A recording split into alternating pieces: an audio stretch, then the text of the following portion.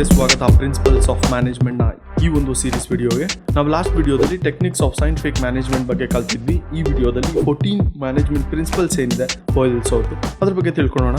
By the way, this is OBC. ನೀವು ಇನ್ನೂ subscribe ಆಗಿಲ್ಲ ಅಂದರೆ ಕನ್ಸಿಡರ್ ಮಾಡ್ಕೊಳ್ಳಿ. ಇವತ್ತಿನ ಕ್ಲಾಸಲ್ಲಿ 14 ಪ್ರಿನ್ಸಿಪಲ್ಸ್ ಏನಿದೆ ಅದ್ರ ಬಗ್ಗೆ ಮಾತಾಡ್ತಾ ಇದ್ದೀವಿ. ಈ 14 ಪ್ರಿನ್ಸಿಪಲ್ನ ಕೊಟ್ಟಿರೋರು ಹೆನ್ರಿ ಫಾಯಲ್. ಅವ್ರು ಹುಟ್ಟಿದ್ದು 1841 1841 ಇವರು ಫ್ರೆಂಚ್ ಮ್ಯಾನೇಜ್ಮೆಂಟ್ ಥಿಯರಿಸ್ಟ್ ಆಗಿದ್ರು. ಇವರ ಮೇನ್ ಕಾಂಟ್ರಿಬ್ಯೂಷನ್ ಏನು ಅಂದ್ರೆ 14 ಮ್ಯಾನೇಜ್ ಪ್ರಿನ್ಸಿಪಲ್ಸ್. ನಾವು ಇವತ್ತೇನು ಮಾತಾಡ್ತಾ ಇದೀವಿ ಅದು. ಓಕೆ, ಹಾಗಾದ್ರೆ 14 ಮ್ಯಾನೇಜ್ಮೆಂಟ್ ಪ್ರಿನ್ಸಿಪಲ್ ಬಗ್ಗೆ ತಿಳ್ಕೊಳ್ಳೋಣ. ಅದಕ್ಕೂ ಮುಂಚೆ ನಾವು ಇನಿಷಿಯಲಿ 14 ಮ್ಯಾನೇಜ್ಮೆಂಟ್ ಪ್ರಿನ್ಸಿಪಲ್ಸ್ ಅಂತ ಹೇಳಿದ ತಕ್ಷಣ ನಿಮ್ಗೆಲ್ಲ ಒಂದು ತಲೆಯಲ್ಲಿ ಚಿಂತೆ ಉಟ್ಕೊಳುತ್ತೆ. ಏನು 14 ಇದೆಯಲ್ಲಪ್ಪ, ಇಷ್ಟೊಂದು 14 ಪಾಯಿಂಟ್ಸ್ಗಳನ್ನೆಲ್ಲ ಹೇಗೆ ಓದೋದು ಅಂತ. ಎಕ್ಸಾಮಿಗೆ ಬೇಕಾಗಿರೋದು 10, ಓನ್ಲಿ 10. ಆದರೂ ಕೂಡ 14 ತಿಳ್ಕೊಳ್ಳಿ. ಯಾಕೆಂದ್ರೆ 14ಅಲ್ಲಿ ಯಾವುದು ಪಿಕ್ ಮಾಡಬೇಕು ಅನ್ನೋದು ನಿಮಗೆ ಬಿಟ್ಟಿರುತ್ತೆ. ಸೊ ಯಾವುದು ಈಸಿ ಆಗಿರುತ್ತೆ, ಯಾವುದು ಚೆನ್ನಾಗಿ ನೆನಪಿಟ್ಕೊಬೋದು ಅನ್ನೋದು ಈಸಿಯಾಗಿರೋದೆಲ್ಲ ಇದೆ. ಆಲ್ಮೋಸ್ಟ್ ಜನರಲ್ ಇವೆಲ್ಲ. ಇದನ್ನೇನಂತಾನೆ ಅಂದರೆ, ನಾನು ಲಾಸ್ಟ್ ಕ್ಲಾಸಲ್ಲಿ ಸೈಂಟಿಫಿಕ್ ಪ್ರಿನ್ಸಿಪಲ್ಸ್ ಎಲ್ಲ ಮಾತಾಡಿದ್ವಲ್ಲ ಇದೇ ಚಾಪ್ಟರ್ಲಿ, ಅದೇ ಥರ ಇದು ಜನರಲ್ ಪ್ರಿನ್ಸಿಪಲ್ಸ್. ಆರಾಮಾಗಿ ನೆನ್ಪಿಟ್ಕೋಬೋದು, ಟೆನ್ಷನ್ ಇಲ್ಲ. ಸ್ಟಾರ್ಟಿಂಗಲ್ಲಿ ನಿಮಗೆ ಕಷ್ಟ ಅನ್ಸ್ಬೋದು ನೀವು 14 ಪ್ರಿನ್ಸಿಪಲ್ ನೋಡಿದ್ರೆ ಮಾತ್ರ, ಬಟ್ ಏನೂ ಕಷ್ಟ ಇಲ್ಲ, ಇದು ಈಸಿನೇ ಇದೆ. ಮೊದಲನೇದಾಗಿ ಡಿವಿಷನ್ ಆಫ್ ವರ್ಕ್ ಅಂತ. ಒಂದು ಕೆಲಸನ ಚಿಕ್ಕದಾಗಿ ಡಿವೈಡ್ ಮಾಡಿಬಿಟ್ಟು ಟ್ರೈನ್ಡ್ ಆಗಿರುವಂಥ ಸ್ಪೆಷಲಿಸ್ಟ್ಗೆ ಕೊಡೋದ್ರಿಂದ ಆ ಜಾಬು ಬೇಗ ಆಗ್ತಾ ಹೋಗುತ್ತೆ. ಅದನ್ನೇ ಡಿವಿಷನ್ ಆಫ್ ವರ್ಕ್ ಅಂತ ಹೇಳ್ತಾರೆ. ಸ್ಪೆಷಲಿಸ್ಟ್ಗೆ ಯಾವಾಗ ಕೊಡ್ತೀವಿ, ಟೈಲರ್ ಏನು ಹೇಳ್ತಾರೆ ಇದ್ರ ಬಗ್ಗೆ, ಕ್ವಿಕ್ ಆಗಿ ಕೆಲಸ ಮಾಡೋಕ್ಕೆ ಹೆಲ್ಪ್ ಆಗುತ್ತೆ. ಸ್ಪೆಷಲಿಸ್ಟ್ಗಳು ಏನು ಮಾಡ್ತಾರೆ ಅಂದರೆ ಟೈಮ್ನ ಸೇವ್ ಮಾಡ್ತಾರೆ, ಅಮೌಂಟ್ನ ಸೇವ್ ಮಾಡ್ತಾರೆ. ಹ್ಯೂಮನ್ ಎಫರ್ಟ್ಸ್ ಅನ್ನೋದು ತುಂಬ ಇಂಪಾರ್ಟೆಂಟ್ ಇಲ್ಲಿ. ಕೆಲಸ ಬೇಗ ಆಗೋಕ್ಕೆ ಸ್ಟಾರ್ಟ್ ಆಗುತ್ತೆ. ಸೊ ಅದಕ್ಕೆ ಡಿವೈಡ್ ಮಾಡೋದ್ರಿಂದ ಕೆಲಸನ, ಸ್ಪ್ಲಿಟ್ ಮಾಡೋದ್ರಿಂದ ಕೆಲಸನ ಗ್ರೂಪ್ ಮಾಡಿ ನೀವು ಸ್ಪೆಷಲಿಸ್ಟ್ಗಳು ನೀವು ಮಾಡಿ ಅಂತ ಆ ಕೆಲಸನ ಡಿವೈಡ್ ಮಾಡೋದ್ರಿಂದ ಬೇಗ ಆಗುತ್ತೆ, ಕರೆಕ್ಟಾಗಿ ಆಗುತ್ತೆ, ಟೈಮ್ ಸೇವ್ ಆಗುತ್ತೆ, ಅಮೌಂಟ್ ಉಳಿಯುತ್ತೆ, ಹಾಗೂ ಜಾಬ್ ಪರ್ಫೆಕ್ಟ್ ಆಗುತ್ತೆ. ಎಲ್ಲ ಬಿಸ್ನೆಸ್ ಆರ್ಗನೈಸೇಷನ್ಗಳಲ್ಲೂ ಸ್ಪೆಷಲಿಸ್ಟ್ಗಳಿರ್ತಾರೆ. ಯಾವ್ಯಾವ ಏರಿಯಾದಲ್ಲಿ ಸ್ಪೆಷಲಿಸ್ಟ್ಗಳಿರ್ತಾರೆ ಅಂದರೆ, ಫೈನಾನ್ಸ್ ಇರೋರು ಫೈನಾನ್ಸ್ ಫೀಲ್ಡಲ್ಲಿ ಸ್ಪೆಷಲಿಸ್ಟ್ ಇರೋರು ಆ ಒಂದು ಫೀಲ್ಡಲ್ಲಿ ಕೆಲಸ ಮಾಡ್ತಾರೆ. ಮಾರ್ಕೆಟಿಂಗ್ ಅವರು ಅಷ್ಟೇ, ಪ್ರೊಡಕ್ಷನ್ ಡಿಪಾರ್ಟ್ಮೆಂಟಲ್ಲಿ ಇರೋರು ಅಷ್ಟೇ, ಹ್ಯೂಮನ್ ರಿಸೋರ್ಸ್ ಡೆವಲಪ್ಮೆಂಟ್ ಇರೋರು ಅಷ್ಟೇ. ಅವರವರ ಒಂದು ಫೀಲ್ಡಲ್ಲಿ ಸ್ಪೆಷಲಿಸ್ಟ್ಗಳು ಇಟ್ಟಿರ್ತಾರೆ. ಆ ಸ್ಪೆಷಲಿಸ್ಟ್ಗಳು ಏನು ಮಾಡ್ತಾರೆ, ಆ ಕೆಲಸನ ನೀಟಾಗಿ ಮಾಡ್ಕೊಂಡು ಹೋಗೋಕ್ಕೆ ಹೆಲ್ಪ್ ಮಾಡ್ತಾರೆ. ಇನ್ನೂ ಈಸಿಯಾಗಿ ಹೇಳೋದಾದ್ರೆ ಒಂದು ಎಕ್ಸಾಂಪಲ್ ಹೇಳ್ತೀನಿ ನೋಡಿ. ಈ ಒಂದು ಆರ್ಗನೈಸೇಷನ್ನ ಮೂವಿ ಮೇಕಿಂಗ್ ಟೀಮ್ ಅಂತ ಒಂದು ಕನ್ಸಿಡರ್ ಮಾಡ್ಕೊಳ್ಳಿ. ಯಾಕೆ ಮೂವೀಸ್ ಅಂದರೆ, ಯೂಶಲಿ ಮೂವೀಸ್ ಬಗ್ಗೆ ಎಲ್ಲರಿಗೂ ಗೊತ್ತಿರುತ್ತೆ, ಅದಕ್ಕೋಸ್ಕರ ಅದನ್ನೇ ತಗೊತಾ ಇದ್ದೀನಿ. ಇಲ್ಲಿ ಮೂವೀಸಲ್ಲಿ ಜಾಬ್ ಅಂದರೆ ಕೆಲಸಗಳನ್ನ ಸ್ಪ್ಲಿಟ್ ಮಾಡ್ತಾ ಹೋಗಿರ್ತಾರೆ ಸ್ಪೆಷಲಿಸ್ಟ್ಗಳಿಗೆ. ಈಗ ಒಂದು ಪರ್ಟಿಕ್ಯುಲರ್ ಸೀನ್ ತೊಗೊಳೋದಾದ್ರೆ, ಕ್ಯಾಮ್ರಾಮ್ಯಾನ್ ಏನು ಮಾಡ್ತಾ ಇರ್ತಾರೆ, ಕ್ಯಾಮ್ರಾ ಆಪರೇಟ್ ಮಾಡೋದು ಅವ್ರ ಒಂದು ಕೆಲಸ ಆಗಿರುತ್ತೆ. ಆಡಿಯೋ ರೆಕಾರ್ಡಿಂಗ್ ಮಾಡೋರು ಏನು ಮಾಡ್ತಾರೆ, ಆಡಿಯೋ ರೆಕಾರ್ಡಿಂಗ್ ಮೇಲೆ ಕಾನ್ಸಂಟ್ರೇಟ್ ಮಾಡ್ತಾರೆ, ಆ ಕೆಲಸನ ಅವ್ರು ಮಾಡ್ತಾರೆ. ಲೈಟ್ ಪ್ರೊವೈಡ್ ಮಾಡೋರು ಏನು ಮಾಡ್ತಾರೆ, ಲೈಟಿಸ್ಟ್ಗಳು, ಅವರ ಕೆಲಸ ಒಂದು ಮಾಡ್ತಾ ಇರ್ತಾರೆ. ಮೇಕಪ್ ಆರ್ಟಿಸ್ಟ್ಗಳು ಏನು ಮಾಡ್ತಾರೆ, ಮೇಕಪ್ ಮಾಡೋದ್ರಲ್ಲಿ ಬಿಸಿ ಆಗಿರ್ತಾರೆ. ಆಕ್ಟರ್ಗಳು ಏನು ಮಾಡ್ತಾ ಇರ್ತಾರೆ ಅಂದರೆ ಆಕ್ಟ್ ಮಾಡ್ತಾರೆ, ಅದ್ರ ತಕ್ಕಂಗಿರೋ ಪ್ರಿಪೇರ್ ಆಗಬೇಕು ಅವರು, ವರ್ಕೌಟ್ ಅವರ ಒಂದು ವೇನಲ್ಲಿ ಅವ್ರು ಇರ್ತಾರೆ. ಆ್ಯಂಡ್ ಡೈರೆಕ್ಟರ್ ಏನು ಮಾಡ್ತಾ ಇರ್ತಾರೆ ಅಂದರೆ ಈ ಎಲ್ಲ ಒಂದು ಕೆಲಸಗಳನ್ನ ಕಂಟ್ರೋಲ್ ಮಾಡ್ತಾ ಇರ್ತಾರೆ, ಮಾನಿಟರ್ ಮಾಡ್ತಾ ಇರ್ತಾರೆ. ಇದಕ್ಕೆ ಹೇಳೋದು ಡಿವಿಷನ್ ಆಫ್ ವರ್ಕ್ ಇದ್ದಾಗ ಕೆಲಸ ಬೇಗ ಆಗುತ್ತೆ ಅಂತ. ಎಲ್ಲರೂ ಒಂದೇ ಮಾಡಕ್ ಹೋದ್ರೆ, ಈಗ ನೀವು ಒಬ್ಬರೇ ಒಂದು ಮೂವಿನ ಮಾಡಕ್ ಹೋಗಿದ್ರೆ ತುಂಬಾನೇ ಕಷ್ಟ ಆಗುತ್ತೆ ಅನ್ನೋದು. ಇದನ್ನೇ ಆರ್ಗನೈಸೇಷನ್ ತರ ಕನ್ಸಿಡರ್ ಮಾಡ್ಕೊಂಡ್ರೆ ತುಂಬಾ ಕಷ್ಟ ಆಗುತ್ತೆ ಒಂದು ಕಂಪನಿ ನಡೆಸೋದು ಅಥವಾ ಒಂದು ಆರ್ಗನೈಸೇಷನ್ ನಡೆಸೋದು. Moving on to second point, that is authority and responsibility. ಈ ಒಂದು ವರ್ಡ್ ಅಥಾರಿಟಿ ಅಂದ್ರೆ ಪವರ್ ಅಂತ, ರೆಸ್ಪಾನ್ಸಿಬಿಲಿಟಿ ಅಂದ್ರೆ ಡ್ಯೂಟಿ ಅಂತ. ಅಥಾರಿಟಿ ಮತ್ತೆ ರೆಸ್ಪಾನ್ಸಿಬಿಲಿಟಿನ ಬ್ಯಾಲೆನ್ಸ್ ಮಾಡ್ಕೊಂಡು ಹೋಗ್ಬೇಕು. ಓವರ್ ಅಥಾರಿಟಿ ಕೊಟ್ರೆ ಏನಾಗುತ್ತೆ ಅಂದ್ರೆ ಡಾಮಿನೇಟ್ ಮಾಡಕ್ ಸ್ಟಾರ್ಟ್ ಮಾಡ್ತಾರೆ, ಅಂದ್ರೆ ಪ್ರೆಷರ್ ಹಾಕಕ್ ಸ್ಟಾರ್ಟ್ ಮಾಡ್ತಾರೆ, ತುಂಬಾ ಮಿಸ್ಯೂಸ್ ಮಾಡ್ಕೊಳಕ್ ಸ್ಟಾರ್ಟ್ ಮಾಡ್ತಾರೆ ಆ ಪವರ್ ಸಿಕ್ಕಿರೋದನ್ನ. ಹಾಗೂ ಕೆಲವು ಸತಿ ಏನಾಗುತ್ತೆ ಅಂದ್ರೆ ಬರೀ ರೆಸ್ಪಾನ್ಸಿಬಿಲಿಟೀಸ್ ಕೊಟ್ಬಿಡ್ತಾರೆ, ಪವರ್ ಕೊಡಲ್ಲ. ತುಂಬಾ ರೆಸ್ಪಾನ್ಸಿಬಿಲಿಟೀಸ್ ಕೊಟ್ಬಿಟ್ಟು ಎಲ್ಲ ನೀನೇ ಮಾಡು, ಬಟ್ ಎಲ್ಲ ಕೇಳ್ಕೊಂಡು ಮಾಡಬೇಕು. ಈ ತರ ಒಂದು ಕೊಟ್ಟಾಗ ವರ್ಕ್ ಸರಿಯಾಗಿ ಆಗಲ್ಲ. ಅಲ್ಲೊಂಥರ ಸ್ಲೇವಿಸಮ್ ಆಗೋತ್ತದೆ, ಅಂದ್ರೆ ಆಳು ತರ ಟ್ರೀಟ್ ಮಾಡಕ್ಕೆ ಒಂದು ಗುಲಾಮಗಿರಿ ತರ ಬಂದ್ಬಿಡುತ್ತೆ, ಗುಲಾಮಗಿರಿ ಆಗೋಗುತ್ತೆ. ಅದು ಗುಲಾಮರಾಗಿ ಕೆಲಸ ಮಾಡಬೇಕಾಗುತ್ತೆ. ಸೊ ರೆಸ್ಪಾನ್ಸಿಬಿಲಿಟಿ ಅಥಾರಿಟಿ ಅನ್ನೋದನ್ನ ಬ್ಯಾಲೆನ್ಸ್ ಮಾಡ್ಕೊಂಡು ಹೋಗಬೇಕು. ಮ್ಯಾನೇಜರಿಯಲ್ ಪವರ್ ಏನು ಕೊಟ್ಟಿರ್ತಾರೆ ಅದು ಒಬ್ರು ಕೈಲೇ ಇದ್ರೆ ಏನಾಗುತ್ತೆ, ಫುಲ್ಲು ಎಲ್ಲ ಒಂದು ವರ್ಕ್ಗೆ ಅವ್ರ ಹತ್ರನೇ ಬಂದು ಕೇಳೋದಾಗಿರ್ಬೋದು. ಈ ತರ ಒಂದು ಕಾನ್ಫ್ಲಿಕ್ಟ್, ಜಗಳ ಶುರು ಆಗಕ್ಕೆ ಸ್ಟಾರ್ಟ್ ಆಗುತ್ತೆ. ನಾರ್ಮಲಿ 2 ತರ ಒಂದು ಅಥಾರಿಟಿ ಟೈಪ್ ಇದೆ. ಅಫಿಷಿಯಲ್ ಅಥಾರಿಟಿ ಅಂತ, ಅಥಾರಿಟಿ ಟು ಕಮಾಂಡ್ ಒಂದಾದ್ರೆ, ಇನ್ನೊಂದು ಪರ್ಸನಲ್ ಅಥಾರಿಟಿ. ಈ ಒಂದು ಅಥಾರಿಟಿ ಇಂಡಿವಿಜುವಲ್ ಮ್ಯಾನೇಜರ್ಗಳಿಗೆ ಕೊಟ್ಟಿರ್ತಾರೆ, ಪರ್ಸನಲ್ ಅಥಾರಿಟಿ. ಸಪೋಸ್ ಒಂದು ಎಕ್ಸಾಂಪಲ್ ಕನ್ಸಿಡರ್ ಮಾಡೋದಾದ್ರೆ, ಇಬ್ರು ಪರ್ಸನ್ ತಗೊಳ್ಳೋಣ. ಒಬ್ರು ಸೇಲ್ಸ್ ಮ್ಯಾನೇಜರ್, ಇನ್ನೊಬ್ರು wholesaler. Suppose sales manager wholesaler ಹತ್ರ ಹೋಗಿ ಒಂದು ಪ್ರಾಡಕ್ಟ್ ನ ಸೇಲ್ ಮಾಡಕ್ ಹೋದಾಗ, ಹೋಲ್ಸೇಲರ್ ಏನ್ ಮಾಡ್ತಾರೆ, 60 days ಕ್ರೆಡಿಟ್ ಲಿಮಿಟ್ ಕೇಳ್ತಾರೆ. ಆರ್ಗನೈಸೇಷನ್ ಏನ್ ಮಾಡಿರುತ್ತೆ ಮ್ಯಾನೇಜರ್ಗೆ ಅಂದ್ರೆ 40 ದಿನದವರೆಗೂ ಕ್ರೆಡಿಟ್ ಲಿಮಿಟ್ ಕೊಡುವಂತ ಅಧಿಕಾರ ಕೊಟ್ಟಿದೆ, ಬಟ್ 60 days ವರೆಗೂ ಕೊಡೋ ಅಧಿಕಾರ ಕೊಟ್ಟಿಲ್ಲ. ಇಂಥ ಒಂದು ಕೇಸಲ್ಲಿ ಏನಾಗುತ್ತೆ ಅಂದ್ರೆ ಮ್ಯಾನೇಜರ್ ಪರ್ಮಿಷನ್ ತಗೋಬೇಕಾಗುತ್ತೆ. ಈ ತರ ನಾನು 40 daysಗೆ ಕೊಡೋಕ್ಕೆ ರೆಡಿ ಇದ್ದೀನಿ, ಆದ್ರೆ ಅವ್ರು 60 days ಕೇಳ್ತಿದ್ದಾರೆ ಅಂತ. ಈ ಸಿಚುವೇಶನ್ ಅಥವಾ ಈ ಒಂದು ಕೇಸ್ ಏನಾಗುತ್ತೆ ಅಂದ್ರೆ ಸರಿಯಾಗಿ ಪವರ್ ಕೊಟ್ಟಿಲ್ಲ, ಅವ್ರಿಗೆ ಅಥಾರಿಟಿ ಕೊಟ್ಟಿಲ್ಲ ಅನ್ನೋದನ್ನ ತೋರಿಸುತ್ತೆ. ಅದೇ ತರ ಆರ್ಗನೈಸೇಷನ್ 100 daysಗೆ ಅಥಾರಿಟಿ ಕೊಡೋಕ್ಕಾಗಲ್ಲ. ಅಥಾರಿಟಿ ಕೊಟ್ಟರೆ ಈಗ ನಾರ್ಮಲಿ 60 days ವರೆಗೂ ಕೇಳ್ತಾ ಇರ್ತಾರೆ. 100 ಡೇಸ್ವರೆಗೂ ಕೊಡೋಕೆ ಸ್ಟಾರ್ಟ್ ಮಾಡ್ಕೊಂಡಾಗ ಅದು ಓವರ್ ಲಿಬರ್ಟಿ ಆಗಿ ಹೋಗುತ್ತೆ, ತುಂಬ ಅವ್ರಿಗೆ ಫ್ರೀನೆಸ್ ಸಿಗ್ದಂಗೆ ಆಗುತ್ತೆ. ಸೊ ಅದು ಒಂದು ಏನಾದರೂ ಬೇರೆದಕ್ಕೆ ದಾರಿ ಮಾಡಿಕೊಡುತ್ತೆ. ಥರ್ಡ್ ಪ್ರಿನ್ಸಿಪಲ್ ಡಿಸಿಪ್ಲಿನ್ ಅಂತ. ಡಿಸಿಪ್ಲಿನ್ ಅಂದರೆ ಯೂಶಲಿ ನಾರ್ಮಲ್ ಅರ್ಥ ಸ್ಟ್ರಿಕ್ಟ್ ಅರ್ಥ ಕೊಡುತ್ತೆ, ಆದರೆ ಈ ಒಂದು ಪಾಯಿಂಟಲ್ಲಿ ಡಿಸಿಪ್ಲಿನ್ ಅಂದರೆ ಒಬೀಡಿಯನ್ಸ್ ಅಂತ. ಆರ್ಗನೈಸೇಷನ್ ರೂಲ್ಸ್ ಏನಿರುತ್ತೆ, ಎಂಪ್ಲಾಯ್ಮೆಂಟ್ ಅಗ್ರಿಮೆಂಟ್ ಏನಿರುತ್ತೆ, ಎಲ್ಲ ಒಂದು ಎಂಪ್ಲಾಯೀಸು ಆ ಒಂದು ಆರ್ಗನೈಸೇಷನ್ ರೂಲ್ಸ್ ರೆಗ್ಯುಲೇಷನ್ಸ್ ಅದಕ್ಕೆಲ್ಲ ಬದ್ಧ ಆಗಿರಬೇಕು. ಗುಡ್ ರಿಲೇಷನ್ಶಿಪ್ ಇರಬೇಕು ಒಂದು ಕಂಪ್ನಿ ಜೊತೆ ಅಂದರೆ ಅದನ್ನ ಫಾಲೋ ಮಾಡಬೇಕು. ರೂಲ್ಸ್ ರೆಗ್ಯುಲೇಷನ್ ಏನು ಕೊಟ್ಟಿರ್ತಾರೆ ಅದನ್ನ ಫಾಲೋ ಮಾಡಬೇಕಾಗಿರುತ್ತೆ. ಒಂದು ಟಾಸ್ಕ್ ಏನು ಕೊಟ್ಟಿರುತ್ತೆ ಕಂಪ್ನಿ, ನೀನು ಈ ಒಂದು ಕೆಲಸನ ಮಾಡು ಅಂತ, ಅದನ್ನ ಹಾನೆಸ್ಟ್ ಆಗಿ ಪರ್ಸನಲ್ ಇಂಟ್ರೆಸ್ಟ್ ಇಂದ ಅದನ್ನ ಮಾಡಬೇಕಾಗಿರುತ್ತೆ. ಇಲ್ಲ ಅಂದ್ರೆ ಆ ಕೆಲಸಗಳು ಬೇಗ ಆಗಲ್ಲ, ಕರೆಕ್ಟಾಗಿ ಆಗಲ್ಲ. ಈ ಡಿಸಿಪ್ಲಿನ್ ಮೇಂಟೈನ್ ಮಾಡೋಕ್ಕೆ ಸೂಪರ್ವೈಸರ್ಸ್ನ ನೇಮಕ ಮಾಡಬೇಕಾಗುತ್ತೆ ಬೇರೆ ಬೇರೆ ಆಯಾ ಒಂದು ಲೆವೆಲ್ಗಳಲ್ಲಿ. ಯಾಕೆಂದರೆ ನಾವು ಒಂದ್ಸತಿ ಹೇಳ್ಬಿಟ್ಟು ಈ ಥರ ಕೆಲಸ ಮಾಡು ಡಿಸಿಪ್ಲಿನ್ ಆಗಿರು ಅಂತ ಹೇಳಿದ್ರೆ ಅವ್ರು ಅದನ್ನು ಮಾಡಲ್ಲ. ಹೇಗೆ ಪೊಲೀಸ್ ಇದೆ ಒಂದು ಸೊಸೈಟಿನ ಕಾಪಾಡೋಕ್ಕೆ ಅನ್ನೋ ಥರ, ಅದೇ ಥರ ಒಂದು ಸೂಪರ್ವೈಸರ್ಸ್ ಇರ್ತಾರೆ, ಅದ್ರ ಮೇಲ್ಗಡೆ ಮ್ಯಾನೇಜರ್ಸ್ ಇರ್ತಾರೆ ಒಂದು ಆರ್ಗನೈಸೇಷನ್ನ ನೋಡ್ಕೊಳೋಕೆ. Fourth principle unity of command. Taylor ಪ್ರಕಾರ ಯಾವತ್ತೇ ಇದ್ರೂ ಒಂದು ಬಾಸ್ ಇರಬೇಕು. ಎಲ್ಲ ಇಂಡಿವಿಜುವಲ್ ಎಂಪ್ಲಾಯೀಸ್ಗಳಿಗೆ ಒಂದು ಬಾಸ್ ಇರಬೇಕು. ಎಲ್ಲರಿಗೂ ಬೇರೆ ಬೇರೆ ಬೇರೆ ಬಾಸ್ ಇದ್ರೆ ಕೆಲಸ ಕರೆಕ್ಟಾಗಿ ಆಗಲ್ಲ.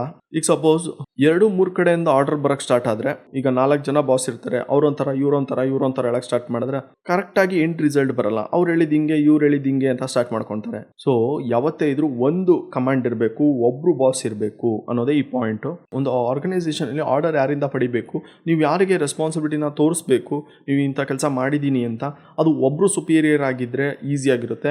ತುಂಬ ಜನ ಸುಪೀರಿಯರ್ಸ್ ಇದ್ರೆ, ತುಂಬ ಜನ ಲೀಡರ್ಸ್ ಇದ್ರೆ ಬಂದು ಅದನ್ನ ಡಿಸ್ಟರ್ಬ್ ಮಾಡೋದಾಗಿರ್ಬೋದು, ಅಥವಾ ಅದ್ರ ಬಗ್ಗೆ ಕ್ವಶನ್ ಮಾಡೋಕ್ಕೆ ಸ್ಟಾರ್ಟ್ ಮಾಡ್ಕೋತಾರೆ, ಅದು ಚೆನ್ನಾಗಿರಲ್ಲ.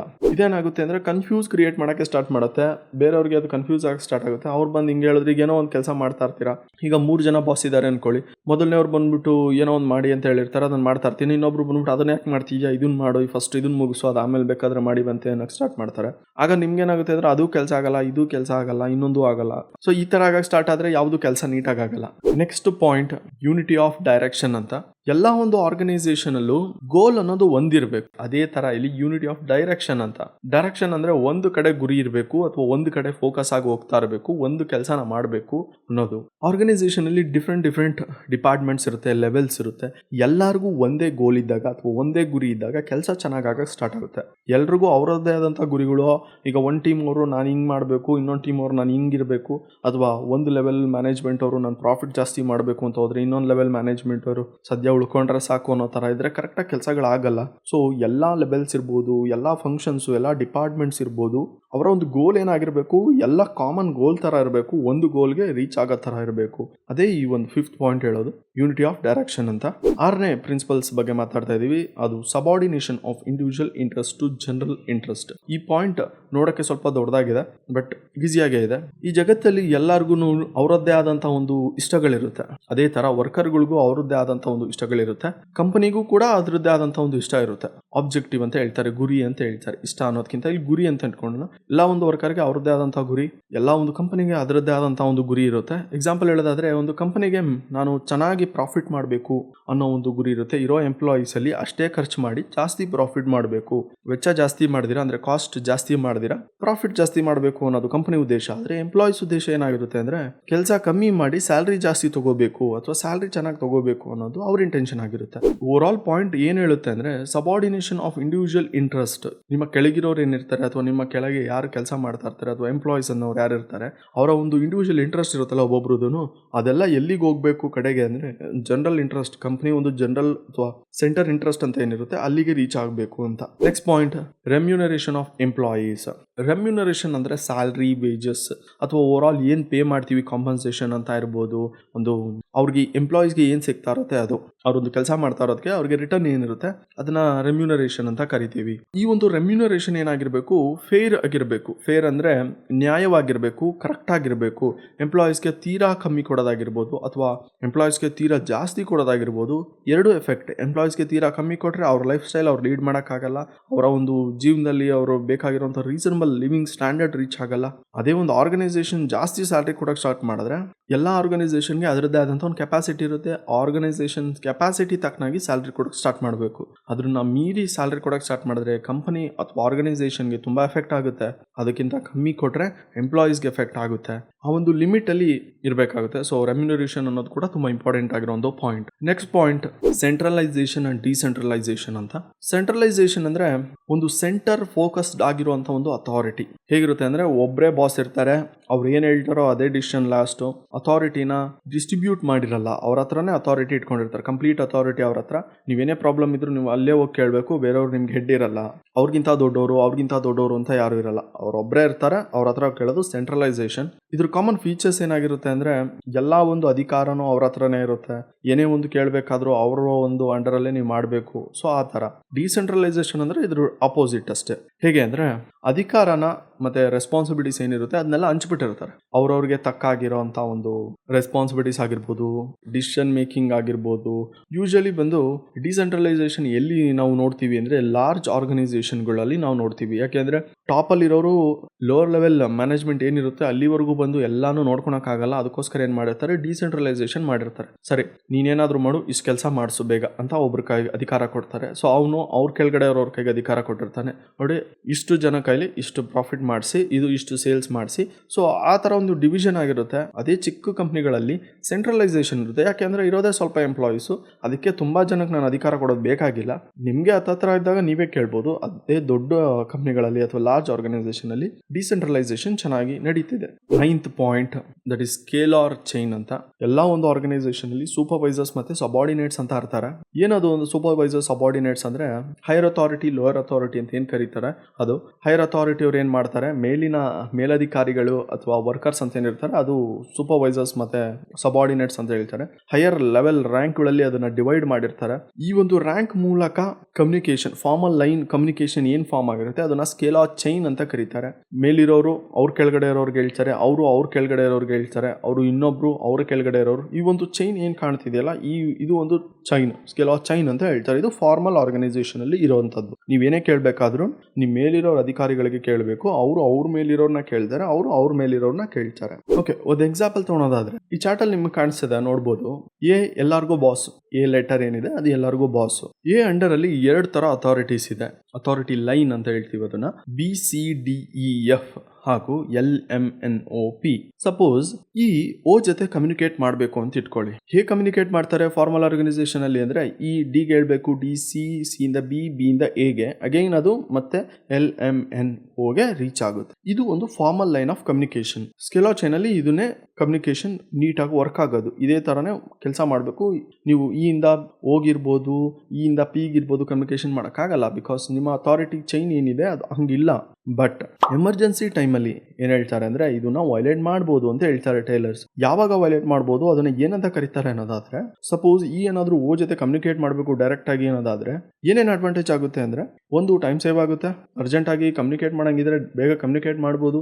ವಿತೌಟ್ ಆ ಒಂದು ಚೈನ್ ಮುಖಾಂತರ ಹೋಗಿ ಇವ್ರಿಗೆ ಹೇಳಿ ಅವ್ರಿಗೆ ಹೇಳಿ ಕೆಲಸ ಮಾಡೋಕ್ಕಿಂತ ಬೇಗ ಕೆಲಸ ಆಗುತ್ತೆ. ಯಾವಾಗ ಮಾಡ್ಬೇಕಂದ್ರೆ ಎಮರ್ಜೆನ್ಸಿ ಕೇಸಲ್ಲಿ ಮಾತ್ರ ಮಾಡಬೇಕು. ನಾರ್ಮಲ್ ಕೇಸಲ್ಲಿ ಇದನ್ನ ಮಾಡಬಾರ್ದು. ಈ ಒಂದು ಚೈನ್ ನ ಬ್ರೇಕ್ ಮಾಡ್ತಾ ಅದನ್ನ ಗ್ಯಾಂಗ್ ಪ್ಲಾಂಕ್ ಅಂತ ಕರೀತಾರೆ. ಯೂಶಲಿ MNC ಕಂಪ್ನಿಗಳಲ್ಲಿ CEO ಅಂತ ಇರ್ತಾರೆ. CEO ಜೊತೆ ವರ್ಕರ್ ಡೈರೆಕ್ಟ್ ಆಗಿ ಮಾತಾಡಕ್ ಆಗಲ್ಲ. ನಾರ್ಮಲ್ ಸಿಚುವೇಶನ್ ಗಳಲ್ಲಿ ಅವ್ರು ಮಾತಾಡ್ಬೇಕಾದ್ರೆ ಹೇಗೆ ಹೋಗ್ಬೇಕು, ಟೀಮ್ ಲೀಡರ್ಸ್ ಇರ್ತಾರೆ, ಸೂಪರ್ವೈಸರ್ಸ್ ಇರ್ತಾರೆ, ಮ್ಯಾನೇಜರ್ಸ್ ಇರ್ತಾರೆ, ಅವ್ರ ಮುಖಾಂತರ ಹೋಗಿ ಅವರು ಮಾತಾಡ್ಬೇಕಾಗಿರುತ್ತೆ. ಬಟ್ ಎಮರ್ಜೆನ್ಸಿ ಕೇಸಲ್ಲಿ ಡೈರೆಕ್ಟ್ ಆಗಿ CEO ಹತ್ರ ವರ್ಕರ್ ಹೋಗಿ ಮಾತಾಡ್ಬೋದು. That is a gang plank ಅಂತ ಕರೀತಾರೆ. Moving on to 10th management principle, order ಅಂತ. ಆರ್ಡರ್ ಅಂದ್ರೆ ನಮ್ಮ ತಲೆಯಲ್ಲಿ ಓಡ್ತಾ ಇರೋದೇನು, ಝೊಮ್ಯಾಟೊ ಆನ್ಲೈನ್ ಬುಕಿಂಗ್ ಆರ್ ಯಾರಿಗಾದ್ರೂ ಆರ್ಡರ್ ಮಾಡಂತ ಹೇಳ್ತಾರಲ್ಲ. ಈಗ ಬಾಸ್ ಆರ್ಡರ್ ಮಾಡ್ತಿದ್ದಾರೆ ಮಾಡಕ್ಕೆ ಕೆಲಸ ಅಂತ. ಸೊ ಆರ್ಡರ್ ಇಲ್ಲಿ ಆರ್ಡರ್ ಬಂದು ಬೇರೆ ತರ, ಅದ್ರ ಬಗ್ಗೆ ನಾನು ಹೇಳ್ತೀನಿ. ಫೈಲರ್ ಹೇಳ್ತಾರೆ ಜನ ಮತ್ತೆ ಮೆಟೀರಿಯಲ್ ಒಂದು ಸೂಟಬಲ್ ಪ್ಲೇಸ್ ಅಲ್ಲಿ ಅಪ್ರಾಪ್ರಿಯೇಟ್ ಅಂದ್ರೆ ಕರೆಕ್ಟ್ ಟೈಮ್ ಅಲ್ಲಿ ಸಿಕ್ಕಿದ್ರೆ ಕೆಲಸ ಮಾಡಿದ್ರೆ ಮ್ಯಾಕ್ಸಿಮಮ್ ಎಫಿಷಿಯನ್ಸಿ ಸಿಗುತ್ತೆ ಅಂತ. ಈ ಪ್ರಿನ್ಸಿಪಲ್ ಹೇಳೋದಿಷ್ಟೇ, a place for everything and everything in its place ಅಂತ. ಜನರಲ್ ಆಗಿ ಹೇಳೋದಾದ್ರೆ ಇದು ನಿಮ್ಗೆ ಏನು ಸಿಗಬೇಕು ಅದೆಲ್ಲ ಒಂದು ಫಿಕ್ಸ್ಡ್ ಪ್ಲೇಸಲ್ಲಿ ಇದ್ರೆ ಬೇಗ ಹುಡುಕ್ಬೋದು, ಕಷ್ಟ ಆಗಲ್ಲ, ಬೇಗ ಕೆಲಸ ಆಗುತ್ತೆ. ಎಕ್ಸಾಂಪಲ್ ಹೇಳೋದಾದ್ರೆ ನಿಮ್ಮ ಹತ್ರ ಕಾರ್ ಕೀ ಇದೆ, ದಿನ ತೊಗೊಂಬಂದು ಒಂದೊಂದು ಜಾಗದಲ್ಲಿ ಹಾಕ್ತೀರಾ ಅಂದರೆ ನೆಕ್ಸ್ಟ್ ಟೈಮ್ ಹೋಗ್ಬೇಕಾದ್ರೆ ಏನು ಮಾಡಬೇಕು, ನೀವು ಎಲ್ಲ ಕಡೆ ಹುಡುಕ್ಬೇಕು, ಇಲ್ಲೆಲ್ಲೋ ಇಟ್ಟಿದ್ನಲ್ಲ, ಇಲ್ಲೆಲ್ಲೋ ಇಟ್ಟಿದ್ನಲ್ಲ, ಅಲ್ಲೆಲ್ಲೋ ಇಟ್ಟಿದ್ನಲ್ಲ ಅಂತ. ಬಟ್ ಅದಕ್ಕೆ ಆದಂಥ ಒಂದು ಪ್ಲೇಸ್, ಸೂಟಬಲ್ ಪ್ಲೇಸ್ ಅಂತ ಇಟ್ಕೊಂಬಿಟ್ರೆ ನೀವು, ಅಲ್ಲಿಗೆ ನಿಮ್ಮ ಈ ಒಂದು ಪ್ರಾಡಕ್ಟ್ ಇಲ್ಲ ಅಂದರೆ ಆ ಪ್ಲೇಸಲ್ಲೇ ಇರುತ್ತೆ ಅನ್ನೋದು ಸೂಟಬಲ್ ಪ್ಲೇಸ್ ಆಗಿರುತ್ತೆ. ಸೊ ಆ ಥರ ಇದ್ದಾಗ ಬೇಗ ಕೆಲಸ ಆಗುತ್ತೆ, ಬೇಗ ನೀವು ಫೈಂಡ್ ಮಾಡ್ಬೋದು, ಕಷ್ಟ ಆಗಲ್ಲ, ಲೇಟ್ ಆಗಲ್ಲ. ಇದೇನಾಗುತ್ತೆ ಅಂದರೆ ಕಂಪ್ನಿಲಿ ಪ್ರೊಡಕ್ಟಿವಿಟಿ ಇನ್ಕ್ರೀಸ್ ಮಾಡೋಕ್ಕೆ, ಎಫಿಷಿಯನ್ಸಿ ಇನ್ಕ್ರೀಸ್ ಮಾಡೋಕ್ಕೆ ಹೆಲ್ಪ್ ಮಾಡುತ್ತೆ. 11th ಪಾಯಿಂಟ್, ಈಕ್ವಿಟಿ ಏನು ಮಾಡುತ್ತೆ ಅಂದರೆ ಲಾಯಲ್ಟಿ ಅಥವಾ ನ್ಯಾಯವನ್ನು ಒದಗಿಸುವಂಥ ಒಂದು ಕೆಲಸ ಮಾಡುತ್ತೆ. ಫೋಯಲ್ ಅವರು ಫೋರ್ಸ್ ಮಾಡಿ ಕೆಲಸ ಮಾಡಿಸೋದನ್ನ ತೆಗೆದಾಕಿಲ್ಲ, ಅದು ಹೇಳಿದ್ದಾರೆ. ಫೋರ್ಸ್ ಮಾಡಿನೂ ಕೆಲವು ಟೈಮಲ್ಲಿ ಕೆಲಸ ಮಾಡಬೇಕಾಗುತ್ತೆ ಅಂತ. ಹೇಗೆ ಹೇಳ್ತಾರೆ ಅಂದರೆ ಅವರು, ಕೆಲವ್ರಿಗೆ ನಾವು ಮೆಸೇಜ್ ಮಾಡಬೇಕಾಗುತ್ತೆ. ಮೆಸೇಜ್ ಅಂದರೆ ನಾರ್ಮಲ್ ಮೆಸೇಜ್ ಅಲ್ಲ, ಒಂದು ಮೆಸೇಜನ್ನ ಸೆಂಡ್ ಮಾಡಬೇಕು, ಕಳಿಸ್ಬೇಕು ಅವ್ರಿಗೆ. ವಿಜುವಲಿ ಆಗಿರ್ಬೋದು, ಮೆಂಟಲಿ ಆಗಿರ್ಬೋದು, ಅವ್ರಿಗೆ ಅದು ತಗಲಬೇಕು, ಆ ಥರ ಒಂದು ಮೆಸೇಜ್ನ ಕಳಿಸ್ಬೇಕು. ಈಗ ಲೇಜಿ ಪರ್ಸನ್ಸ್ ಎಲ್ಲ ಒಂದು ಕಂಪ್ನಿಗಳಲ್ಲಿ ಇರ್ತಾರೆ, ಕೆಲಸ ಕರೆಕ್ಟಾಗಿ ಮಾಡ್ತಾರಲ್ಲ, ಇವ್ರಿಗೆ ಮ್ಯಾನೇಜ್ಮೆಂಟ್ ಅನ್ನೋದು ಡಿಫ್ರೆಂಟ್ ಆಗಿಬಿಟ್ಟಿರುತ್ತೆ. ಸೊ ಆ ಒಂದು ಮೆಸೇಜ್ನ ಕಳಿಸಿದ್ರೆ ಅವ್ರಿಗೆ ಹೆಂಗಿರಬೇಕು ಮೆಸೇಜ್ ಅಂದರೆ, ಇಲ್ಲಿ ಎಲ್ಲಾನು ಒಂದೇ ಥರ ನಾವು ನೋಡ್ಕೋತೀವಿ, ಎಲ್ಲರೂ ಹೇಗೆ ಕೆಲಸ ಮಾಡ್ತಾರೋ ನೀನು ಹಾಗೆ ಕೆಲಸ ಮಾಡಬೇಕು ಅನ್ನೋದು ಇಂಪಾರ್ಟೆಂಟ್ ಆಗಿರುತ್ತೆ. ಯಾವುದೇ ಆದಂಥ ಒಂದು ಡಿಸ್ಕ್ರಿಮಿನೇಷನ್ ಮಾಡಬಾರ್ದು. ಸೆಕ್ಸ್ ಇರ್ಬೋದು, ರಿಲಿಜಿಯಸ್ ಇರ್ಬೋದು, ಲ್ಯಾಂಗ್ವೇಜ್ ಇರ್ಬೋದು, ಕ್ಯಾಸ್ಟ್ ಇರ್ಬೋದು, ನ್ಯಾಷನಾಲಿಟಿ ಯಾವುದೇ ಇರ್ಬೋದು, ಯಾವುದೋ ಒಂದು ಭೇದ ಭಾವ ಅನ್ನೋದೊಂದು ಮಾಡಬಾರ್ದು. ಈ ನಡುವೆ ನಾವು ನೋಡಿರ್ಬೋದು MNC ಕಂಪ್ನಿಗಳಲ್ಲಿ ಬೇರೆ ಬೇರೆ ರಿಲಿಜಿಯಸ್ ಆಗಿರ್ಬೋದು, ಬೇರೆ ಬೇರೆ ನ್ಯಾಷನಾಲಿಟಿ ಆಗಿರ್ಬೋದು, ಯಾವುದೇ ಒಂದು ಡಿಸ್ಕ್ರಿಮಿನೇಷನ್ ಇಲ್ದಿರುವಂಥ ಒಂದು ಎನ್ವೈರನ್ಮೆಂಟಲ್ಲಿ ಕೆಲಸ ಮಾಡ್ತಿದ್ದಾರೆ. ಅದು ತುಂಬ ಖುಷಿ ಆಗುತ್ತೆ. ಸೊ ಈಕ್ವಿಟಿ ಅಂದರೆ ಒಂದು ಭೇದ ಭಾವ ಇಲ್ದಿರೋ ಥರ ಕೆಲಸ, ಎಲ್ಲರಿಗೂ ಆ ಥರ ಒಂದು ಕೆಲಸ ಮಾಡಿಸೋದ್ರಿಂದ ಒಂದು ಆರ್ಗನೈಸೇಷನ್ ಚೆನ್ನಾಗುತ್ತೆ, ಎಫೆಕ್ಟಿವ್ ಆ್ಯಂಡ್ ಎಫಿಷಿಯೆಂಟ್ ಚೆನ್ನಾಗಿರುತ್ತೆ. Moving on to 12th principle, that is stability of personnel ಅಂತ. ಒಂದು ಆರ್ಗನೈಸೇಷನಲ್ಲಿ ಎಂಪ್ಲಾಯೀಸ್ ಪೊಸಿಷನ್ ಏನಿರುತ್ತೆ ಅದು ಮಿನಿಮಮ್ ಟೈಮ್ವರೆಗೂ ಫಿಕ್ಸ್ಡ್ ಆಗಿರಬೇಕು. ಪದೇ ಪದೇ ಚೇಂಜ್ ಮಾಡಬಾರ್ದು ಅಥವಾ ಪದೇ ಪದೇ ತೆಗಿಬಾರ್ದು ಅವ್ರನ್ನ ಕೆಲಸದಿಂದ. ಇದೇನಾಗುತ್ತೆ ಅಂದರೆ, ಇದನ್ನ ಮಾಡೋಕ್ಕೆ ಕಂಪ್ನಿ ಏನಾದರೂ ಫೇಲ್ ಆಯಿತು ಅಂದರೆ ಎಂಪ್ಲಾಯೀಸ್ಗಳೇ ಕಂಪ್ನಿ ಬಿಡೋಕ್ಕೆ ಸ್ಟಾರ್ಟ್ ಮಾಡ್ತಾರೆ. ಅಯ್ಯೋ ಇವ್ರು ಜಾಸ್ತಿ ದಿನ ಇಟ್ಕೊಳಲ್ಲ ಬಿಡೋ, ಅವರು ಬೇಗ ಬೇಗ ಕಳಿಸ್ತಾ ಇರ್ತಾರೆ, ನಾವೇ ಮೊದಲು ಹೋಗೋಣ ಅಂತ ಬೇರೆ ಕಡೆ ಅವ್ರು ಜಂಪ್ ಆಗ್ತಾರೆ. ಅವರು ಒಂದು ಸ್ಟೇಬಲ್ ಆಗಿರೋಕ್ಕೆ ನೋಡ್ತಾ ಇರ್ತಾರೆ ಎಂಪ್ಲಾಯೀಸು. ಯಾವಾಗ ಈ ಎಂಪ್ಲಾಯೀಸ್ ಬಿಟ್ಟು ಬೇರೆ ಬೇರೆಯವರು ಹೊಸದಾಗಿ ಜಾಯ್ನ್ ಮಾಡ್ಕೋಬೇಕು ನಿಮ್ಮ ಒಂದು ಕಂಪ್ನಿಗೆ ಅಂದರೆ ಮತ್ತೆ ಕಾಸ್ಟ್ ಜಾಸ್ತಿ ಆಗ್ತಾ ಹೋಗುತ್ತೆ. ರಿಕ್ರೂಟ್ಮೆಂಟ್ ಆಗಿರ್ಬೋದು, ಸೆಲೆಕ್ಷನ್ ಆಗಿರ್ಬೋದು, ಟ್ರೈನಿಂಗ್ ಆಗಿರ್ಬೋದು, ಇದೆಲ್ಲ ಹೈ ಆಗುತ್ತೆ. ಸೊ ಪ್ರಾಡಕ್ಟ್ ಮತ್ತೆ ನಿಮ್ಮ ಒಂದು ಕಾಸ್ಟ್ ಜಾಸ್ತಿ ಆಗ್ತಾ ಹೋಗುತ್ತೆ. ಅದಕ್ಕೋಸ್ಕರ ಒಂದು ಎಂಪ್ಲಾಯೀಸ್ ಅಥವಾ ಒಂದು ವರ್ಕರ್ಸ್ ಏನಿರ್ತಾರೆ ಅವರು ಸ್ಟೇಬಲ್ ಆಗಿ ಕೆಲಸ ಮಾಡಬೇಕು, ಸ್ವಲ್ಪ ಪೀರಿಯಡ್ವರೆಗೂನಾದರೂ. ಎನ್ವೈರನ್ಮೆಂಟ್ ಚೆನ್ನಾಗಿದ್ರೆ ಎಲ್ಲ ಒಂದು ಎಂಪ್ಲಾಯೀಸ್ ಕೂಡ ಅಲ್ಲಿ ಕೆಲಸ ಮಾಡೋಕ್ಕೆ ಇಷ್ಟಪಡ್ತಾರೆ. ಎನ್ವೈರನ್ಮೆಂಟೇ ಚೆನ್ನಾಗಿಲ್ಲ ಅಲ್ಲಿ ಕೆಲಸ ಮಾಡೋಕ್ಕೆ ಅಂದರೆ ಯಾರು ಕೆಲಸ ಮಾಡೋಕ್ಕೆ ಇಷ್ಟಪಡಲ್ಲ. ಇನಿಷಿಯೇಟಿವ್ ಅಂತ. ಇನಿಷಿಯೇಟಿವ್ ಅಂದರೆ ಮೊದಲನೇ ಹೆಜ್ಜೆ ಇಡೋದು ಇನಿಷಿಯೇಟಿವ್ ಅಂತ ಹೇಳ್ತಾರೆ. ಫಸ್ಟ್ ಸ್ಟೆಪ್ನ ನಾವು ಯಾವುದೇ ಒಂದು ಕೆಲಸಕ್ಕಾಗಲಿ ಫಸ್ಟ್ ಸ್ಟೆಪ್, ಬೆಳಗ್ಗೆ ಎದ್ದು ಓಡೋದಾಗಿರ್ಬೋದು, ಯಾವುದೇ ಒಂದು ಕೆಲಸ ಆಗಿರ್ಬೋದು, ಫಸ್ಟ್ ಸ್ಟೆಪ್ ಅನ್ನೋದು ತುಂಬ ಕಷ್ಟ ಇರುತ್ತೆ. ಬೆಳಗ್ಗೆ ಎದ್ದು ರನ್ ಮಾಡೋಕ್ಕೆ ಸ್ಟಾರ್ಟ್ ಮಾಡಿ ಎದ್ದೊಳೋದವರೆಗೂ ಕಷ್ಟ, ಎದ್ದ ಮೇಲೆ ಹೋಗೋದೆಲ್ಲ ಈಸಿ ಇರುತ್ತೆ. ಎದ್ದೊಳೋದೇ ಕಷ್ಟ, ಎದ್ರೆ ಬೇಕಾದ್ರೆ ನಾನು ಮಾಡ್ಬಿಡ್ತೀನಿ, ಎದ್ದೊಳೋ ತಕ್ಕ ನಂಗೆ ಆಗಲ್ಲ, ಎದ್ದೊಳಕ್ಕೆ ಆಗಲ್ಲ ಅಂತ ಹೇಳ್ತಾರೆ. So that is lack of initiative. Self motivation ಇದ್ದಾಗ ಇನಿಷಿಯೇಟ್ ಚೆನ್ನಾಗಿ ಆಗುತ್ತೆ. ಇನಿಷಿಯೇಟ್ ಅನ್ನೋದು ಎನ್ಕರೇಜ್ ಕೂಡ ಆಗಿರುತ್ತೆ ಕೆಲವು ಸತಿ. ಯೂಶಲಿ ತುಂಬ ಕಂಪ್ನಿಗಳಲ್ಲಿ ಎಂಪ್ಲಾಯೀಸ್ ಸಜೆಷನ್ ಅಂತ ಸಿಸ್ಟಮ್ ಅಂತ ಒಂದಿರುತ್ತೆ. ಎಂಪ್ಲಾಯೀಸ್ ಸಜೆಷನ್ ಸಿಸ್ಟಮ್ ಅಂದರೆ ಅವ್ರು ಏನೋ ಒಂದು ಹೇಳ್ತಾ ಇರ್ತಾರೆ. ಕೆಲವು ಸತಿ ಎಂಪ್ಲಾಯೀಸ್ ಏನಾದರೂ ಒಂದು ಕಂಪ್ನಿ ಕಾಂಟ್ರಿಬ್ಯೂಷನ್ ಮಾಡೋ ಥರ ಇದನ್ನ ಕನ್ಸಿಡರ್ ಮಾಡಬೇಕಾಗುತ್ತೆ ಕೆಲವು ಸತಿ. ಅವಾಗ ಒಂದು ಎಂಪ್ಲಾಯೀಸ್ಗೆ ಓಕೆ, ನಾನು ಏನೋ ಒಂದು ಕೊಟ್ಟಿರೋಂಥ ಐಡಿಯಾ ಚೆನ್ನಾಗಿ ವರ್ಕ್ ಆಗಿ ಇವರು ಇಂಪ್ಲಿಮೆಂಟ್ ಮಾಡ್ಕೊತಿದ್ದಾರೆ ಅನ್ನೋ ಒಂದು ಲೀಡರ್ಶಿಪ್ ಕ್ರಿಯೇಟ್ ಆಗ್ತಾ ಹೋಗ್ಬೋದು ಅವ್ರ ತಲೆಯಲ್ಲಿ. ಅವರ ಒಂದು ಎಂಪ್ಲಾಯೀಸ್ ಮೈಂಡಲ್ಲೇ ಆ ಒಂದು ಇನಿಷಿಯೇಟ್ ಬಂದಾಗ ಕೆಲಸ ಚೆನ್ನಾಗಿ ಮಾಡೋಕ್ಕೆ ಸ್ಟಾರ್ಟ್ ಮಾಡ್ತಾರೆ, ಪ್ರಾಫಿಟ್ ಚೆನ್ನಾಗಿ ಆಗಕ್ಕೆ ಸ್ಟಾರ್ಟ್ ಆಗುತ್ತೆ. ಇದೆಲ್ಲ ಗೊತ್ತಿರೋ ವಿಷಯ ನಿಮಗೆ. ನೆಕ್ಸ್ಟ್ ಏನೇನಾಗುತ್ತೆ, ಅವ್ರ ಕೆಲಸ ಚೆನ್ನಾಗಿ ಮಾಡಿದ್ರೆ ಮುಂದಕ್ಕೆ ಈಗಾಗಲೇ ನಾವು ಎಷ್ಟೊಂದು ಸತಿ ಡಿಸ್ಕಸ್ ಮಾಡಿದ್ದೀವಿ. Moving on to 14th principle, that is esprit de corps ಅಂತ. ಎಸ್ಪಿರಿಟ್ ಡೆ ಕಾರ್ಪ್ಸ್ ಮ್ಯಾನೇಜ್ಮೆಂಟ್ ಏನು ಮಾಡಬೇಕು, ಟೀಮ್ ವರ್ಕ್ನ ಪ್ರಮೋಟ್ ಮಾಡಬೇಕು. ಎಸ್ಪೆಷಲಿ ಲಾರ್ಜ್ ಆರ್ಗನೈಸೇಷನಲ್ಲಿ ಏನಾಗುತ್ತೆ ಅಂದರೆ ತುಂಬ ಕಷ್ಟ ಇರುತ್ತೆ, ತುಂಬ ಜನ ಇರ್ತಾರೆ, ತುಂಬ ಕಷ್ಟ ಇರುತ್ತೆ. ಅದಕ್ಕೋಸ್ಕರ ಮ್ಯಾನೇಜರ್ಸ್ಗಳು ಏನು ಮಾಡ್ತಾರೆ ಯೂಶಲಿ ಅಂದರೆ, ನಾನು ಈ ಥರ ಒಂದು ಅಚೀವ್ ಮಾಡೋಕ್ಕೆ ಹೆಲ್ಪ್ ಆಗಿದೆ ಅಂತ ಹೇಳೋ ಬದಲು, ನಾವು ಎಲ್ಲ ಸೇರಿ ಈ ಥರ ಒಂದು ಕೆಲಸನ ಮಾಡಿದ್ದೀವಿ, ನಾವೆಲ್ಲ ಒಂದು ಟೀಮು ಅನ್ನೋ ಒಂದು ನಾವು ಅನ್ನೋ ಪದನ ಅವರು ಜಾಸ್ತಿ ಬಳಸ್ತಾ ಹೋದರೆ ಅವರ ಒಂದು ಕಾನ್ವರ್ಸೇಷನಲ್ಲಿ ಈ ಸ್ಪಿರಿಟ್ ಅನ್ನೋದೇನಾಗುತ್ತೆ ಎಂಪ್ಲಾಯೀಸು ಮತ್ತು ಮ್ಯಾನೇಜರ್ಸ್ ಮಧ್ಯೆ ಬೆಳೀತಾ ಹೋಗುತ್ತೆ, ಟೀಮ್ ಅನ್ನೋದು ಬೆಳೀತಾ ಹೋಗುತ್ತೆ. ಇದೇನು ಮಾಡುತ್ತೆ, ಅವರಿಬ್ಬರ ಮಧ್ಯೆ ಒಂದು ಕಿತ್ತಾಟನ ನಿಲ್ಲಿಸುತ್ತೆ, ಆರ್ಗನೈಸೇಷನ್ ಗ್ರೋ ಆಗೋಕ್ಕೆ ಹೆಲ್ಪ್ ಮಾಡುತ್ತೆ. ನಿಮ್ಗೇನಾದರೂ ಈ ವಿಡಿಯೋ ಇಷ್ಟ ಆಗಿದ್ರೆ ಲೈಕ್ ಮಾಡಿ, ಸಬ್ಸ್ಕ್ರೈಬ್ ಆಗಿ ನಮ್ಮ ಚಾನಲ್ಗೆ. Click here to watch next video which is on unity of command and unity of direction. I'll go back and watch techniques of scientific management. Thank you, bye. Next ಕ್ಲಾಸಲ್ಲಿ ಸಿಗೋಣ.